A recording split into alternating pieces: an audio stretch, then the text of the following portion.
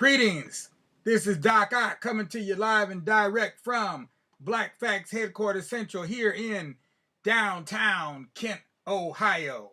No, I'm just kidding. That Kent don't have no downtown, but if it did, we'd be there though, okay? Because Kent ain't but a stone's throw big. You know, you can jump, hop, and skip, and you'd be all the way across town in a minute. Absolutely. Well. I hope everybody's feeling good and refreshed, ready for the weekend. I hope you've been enjoying your Juneteenth celebrations. And for those of you who have not been doing your Juneteenth celebrations, you need to go ahead and go to if you're not already there, go to the Tubular Black Facts channel on YouTube. Subscribe while you're there, and go ahead and hit that funky playlist, Juneteenth 2021, because it's slamming and jamming. Oh yeah, it's a bad mama jamma. Absolutely, you need to check it out. That's for the young folks, the old folks, everybody. It's a family thing. Nothing inappropriate in there that I can see. So go ahead and check it out, and I think you will be happily surprised. And tomorrow at noon, we'll be featuring our children's version. This is the adult version, but it's suitable for the whole family. But tomorrow we'll specifically be focused on the children. We're going to have some rap, some rapping going on, a rap battle, dealing with the topic of Sojourner Truth and the life of Sojourner Truth. That's right. Nothing but the truth. We're going to be featuring nothing but the truth up in here tomorrow. Of course, we're going to tell the truth tonight too. But tonight we're going to tell the truth of none other than Mary Stagecoach Fields. We've been talking about her all week. And reading about her all week. We're going to finish up a section here of this book, African American Women of the Old West. That's right. Not only were there men in the Old West, African American men, but there were African American women out there too. So we're going to read about that. But meanwhile, let me make sure to have everybody out there do your duty, your due diligence. And if you haven't already, go ahead and give us a like on Facebook. Give us a thumbs up on the YouTube. And then go ahead and subscribe to the Tubular Black Facts channel. I've been seeing a few people, a few at a time, signing up and subscribing to the Black Facts channel. We're on a campaign to reach 1,000 subscribers. So join the fray and you will make my day. Absolutely. Make my day and join the fray. Meanwhile, let's go ahead and read our proverb of the day. Proverb of the day today is, when you take a knife away from a child, give them a piece of wood instead.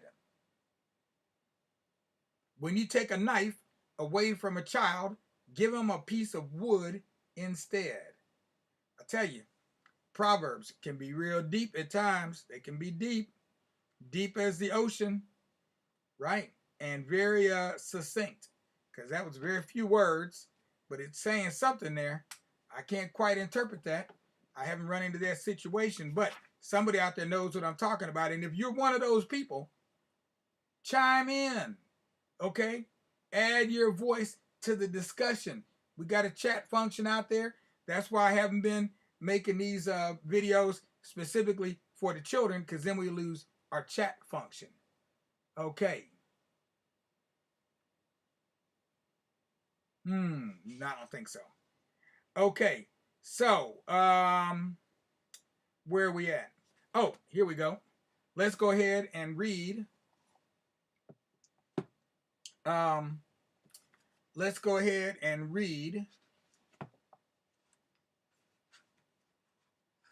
the rest of the story here about Mary Stagecoach Fields.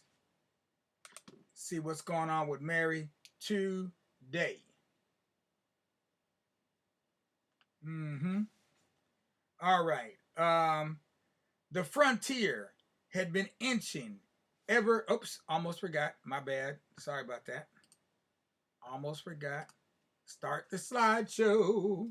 There we go. On Juneteenth, Freedom Day, That's right, Juneteenth, Freedom Day. The frontier had been inching ever westward, pushing bands of Indian tribes into other Indians' land. In addition to the bloody territorial disputes that went on due to this encroachment of of groups on other groups' territory, the displaced natives faced starvation as their buffalo were slaughtered by settlers. They were defenseless against foreign strains of diseases that they had no immunity to. Additionally, alcoholism was a growing problem among the Indians.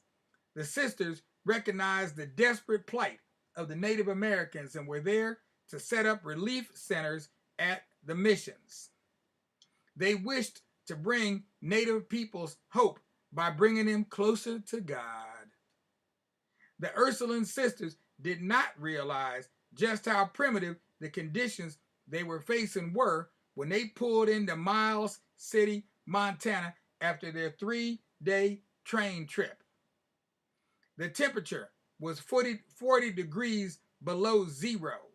The town, designated as a supply station for nearby Fort Kough, I guess that's how you say it, Keogh, boasted 65 saloons, yet had little else in the way of civilized society.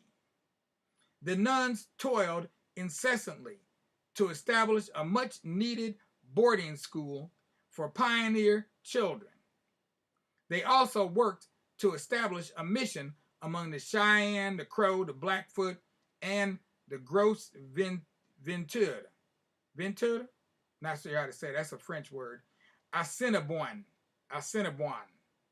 Indian reservations located in central and eastern Montana, an area 14 miles west of Cascade.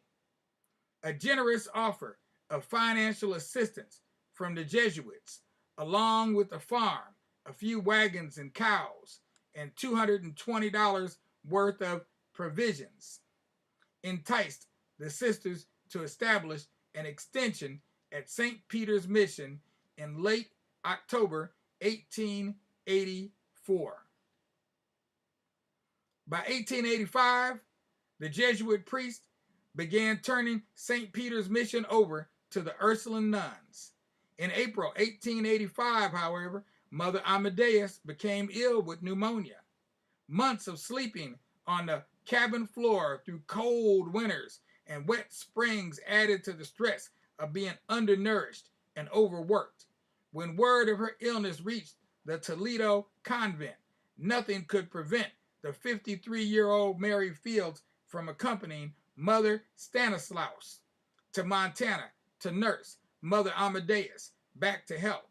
Once in Montana, Mary refused to leave Mother Amadeus while she was ill.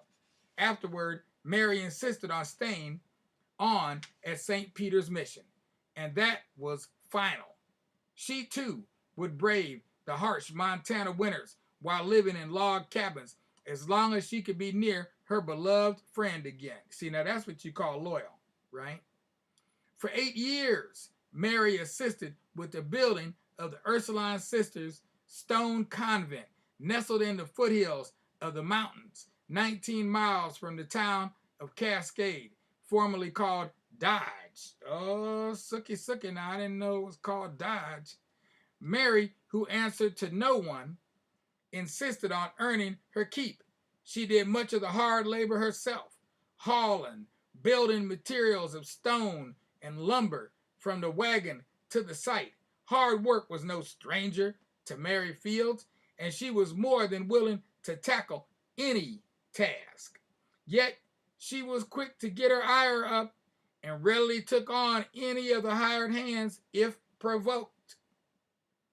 Besides construction of the mission's 3 stone buildings and the wooden church, her jobs included doing the laundry, tending the garden, raising chickens, handling any odd jobs, and preparing the chapel altar for Mass. Mary also drove the freight wagon through all kinds of adverse weather, faithfully delivering food, and supplies to the mission. While Mary preferred to settle her arguments with her fists, it was well known that she carried a 38 caliber Smith and Wesson. Yeah, pistol right up under her apron for protection when she drove the freight wagon. This single action firearm could be easily stashed and was perfect for close work. You know, when you up in close, right? It was said that Mary couldn't miss a thing within 50 paces. Reliable as she was, she saw her deliveries through and would take on anyone who dared to prevent her from doing so. Mary was not easily intimidated, and her temper got her into many altercations, verbal and physical. The combination of her coarse language, affinity for liquor and cigars, and explosive disposition earned her a reputation as the terror of the countryside. She once gave a pelting of rocks to a man who insulted her verbally. Another altercation in 1894 with the hired hand led to a duel in which Mary's bullet came close enough to the offender that he learned not to mess with her again. That's right, because he had touched a woman, and he had struck a rock. He had dislodged a boulder, and he was about to be crushed. Yeah, he knew better. Reports of such incidents reached Bishop Brownell's ears, which concerned him, for it did not put the mission in a favorable light.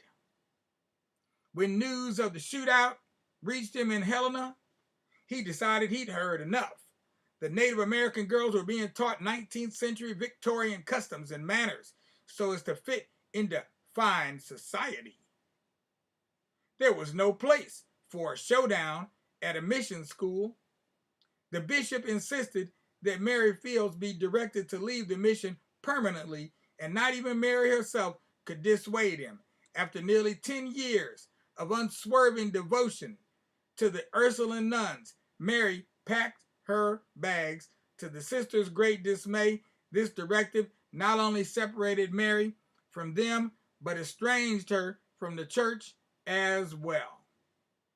But think about it though, right?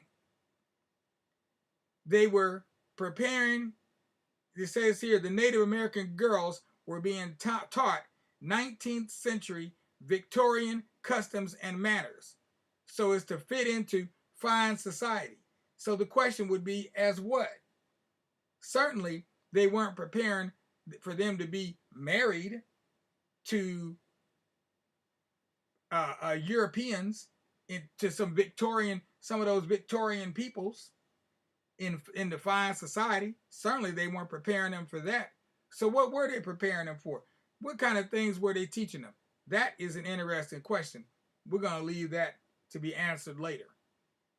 Yeah, but we just wanted to point that out while we were here.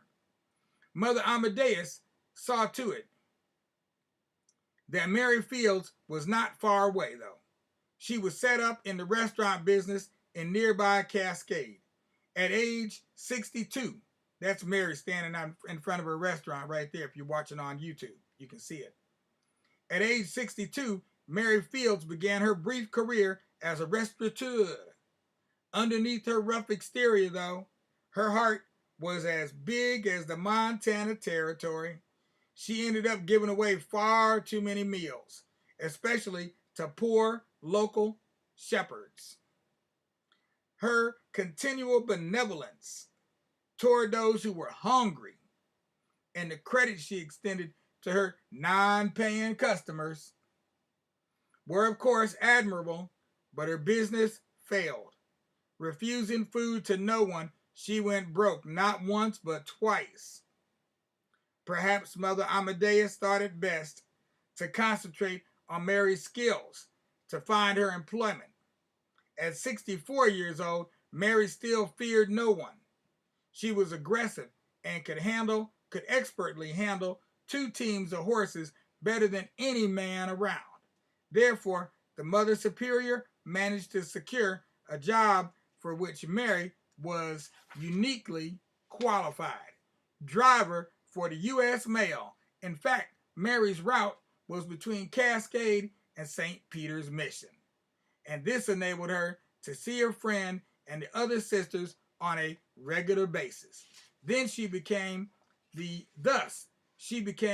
second female star route mail carrier. And I have to say it like that because she wasn't just the second female mail carrier. She was a female star route mail carrier. See, they got RFD, that's rural free delivery, and then they got star route, so they had different things set up for different places. And she was a contractor, independent. I think that's the key word. Mary was an independent contractor. So she became the second female to have a route like that. At this, Mary excelled. Many took her for a man with the dark clothing, skull cap, and man's overcoat that she wore. Seated atop the stagecoach, she would hold the reins, crack that whip, and drive her team triumphantly into the mission, jolting wildly on the spring suspension that nearly catapulted her from her high perch. Everyone knew when the mail or passengers had arrived from Cascade, with a jug of whiskey by her foot, a pistol packed under her apron, and a shotgun by her side, Stagecoach Mary, as she came to be called, was ready to take on any and all aggressors. The shotgun she toted was one of the most feared of guns. It could cut a man in two at short range, and Mary wouldn't hesitate to do so. For 8 years, Mary carried mail on her 19-mile route. She was a swift and reliable courier, as dedicated an employee as there ever was, nor did she miss a day's work. Often she slept. No rain, neither rain nor sleet nor dark of night could stop Mary from delivering the mail. But she also couldn't be stopped by robbers, bandits, wolves, or a broken wheel. None of that was going to stop Mary from delivering the U.S. mail. She took her oath seriously. So when people talk about oath takers, they need to talk to Mary Fields. She's still around. We just can't see her, but she's around, though, trust me. So not even 40 below zero weather could stop her. Oftentimes, she slept in the train terminal waiting on a delivery. Once, when her wagon was stranded in a Montana blizzard, she got down and paced the whole night, refusing to allow herself to freeze to death. Do you hear me? If other weather extremes forced her to abandon her stagecoach, she strapped that mail bag over her broad shoulders and walked back to the mission. While she was en route, one day a pack of wolves frightened the horses and the stagecoach overturned. Mary held a vigil all night long, keeping the hungry wolves at bay with her pistol and her shotgun. At daybreak, she was found alive, the mission supplies intact. Unconventional as she was, Mary obviously took her sworn oath to protect the U.S. mail extremely seriously. She wasn't the least bit bothered by the long hours or the low pay. And we're going to go ahead and end right there today because our time is about up. Well, let me see. Let's see if I could go. How many more pages I got to go? Okay, I got how many? That's 3 pages, right? It's 3 pages. Now that'll take too long. So I'm gonna have to cut it off right there. We're gonna end it right there. But maybe I'll do something a little different tomorrow. You know what? Here's what I'll do tomorrow. I will I've got some images to go along with our story tomorrow, and I'll finish off this story with those images, and then we'll talk about what we saw afterwards. Okay? So we'll do that. We'll have a little bit more interaction tomorrow hopefully to your total satisfaction. But in the meanwhile, what I need for you to do, all you little children out there, is put your little head on your little pillow on your little bed and lay that head on down before you make me frown. Because I want you to go to sleep, and wait on that sun to rise. And when you feel those sunbeams beaming down on your eyes, that's when you know it's time for you to rise and shine. Oh, chillin' of mind. Grab the day by the seat of its pants and go ahead and do your victory dance. That's what I want y'all to do. And as for you adults, y'all already know what to do.